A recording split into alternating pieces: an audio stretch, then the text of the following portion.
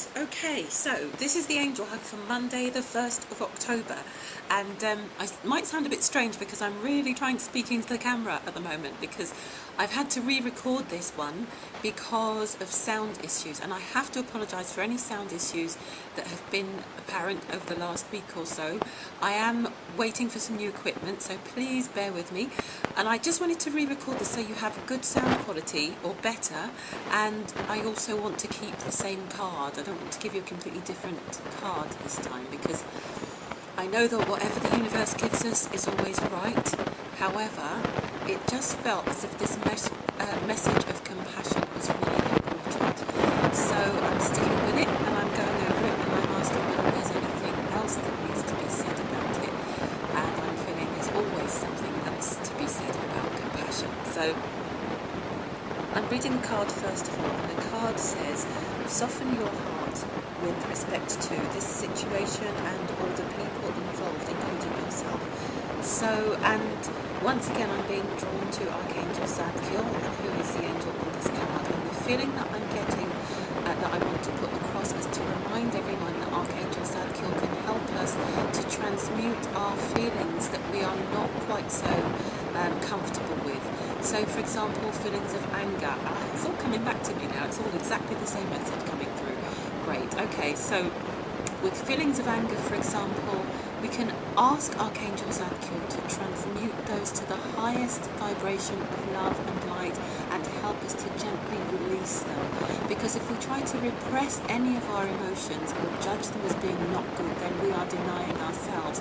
They are there for a reason. They're there because we're healthy beings, healthily processing our emotions as we respond to the world around us and the changes that we're going through. And we can't deny those things because they're asking to come up to the surface, to be cleansed lovingly. They are not asking to be submerged. And as anyone who knows, who's had these intensely violent dreams will know, if you try to repress things, they just go underground and they will torture you and eat you up. So this is where compassion towards yourself comes in. Don't judge your emotions, flow with them. Ask for help to transmute them to the highest frequency, but don't question them either, because you are working things out as a gentle light worker being. There are people that you're angry with, that you've been angry with maybe for decades and you haven't been able to express it, or it hasn't felt safe to express it, and you are finding ways of expressing it, possibly through your dreams. But the other way that you can work on it, rather than just having violent shivers all the time, waking up at 3 a.m, for example,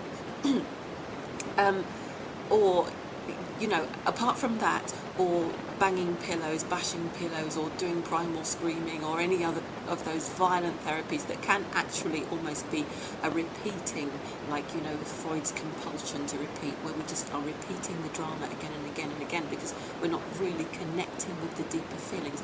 Rather than doing those things, ask the angels to show you any experiences that are deeply buried that you can then talk back to them and ask them to help you to release gently and lovingly.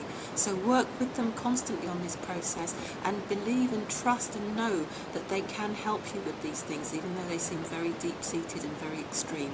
So that's it. And where you are still feeling that the pot is being stirred and you're having your buttons pressed by the people around you, try to see them a little bit more compassionately as well, and try to understand the bigger picture. Try to understand why you chose them to come into your life or to be in your life at this time.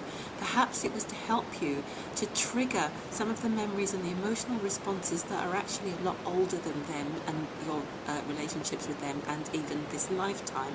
But they are here as your teachers to help you to look at this stuff that's buried, to bring it up to the surface, to transmute, transform it, and bring all of your being and your consciousness into alignment with the divine, into alignment with love and light, but appropriately and truthfully at the right time when you really manage to release these things, rather than just walking around. We have a tendency, light workers, to focus on the light, waft around being the light, and talk about being the light and becoming the light. And there are things that are in our nature that are not quite so light, that we need to be asking for help to transmute and bring up into the light. So be compassionate with yourselves about that, and with anything within yourself that you might judge otherwise, and try to see the people around you with compassionate eyes as well. So that's a nice start to the week, and I'll be back tomorrow. Bye.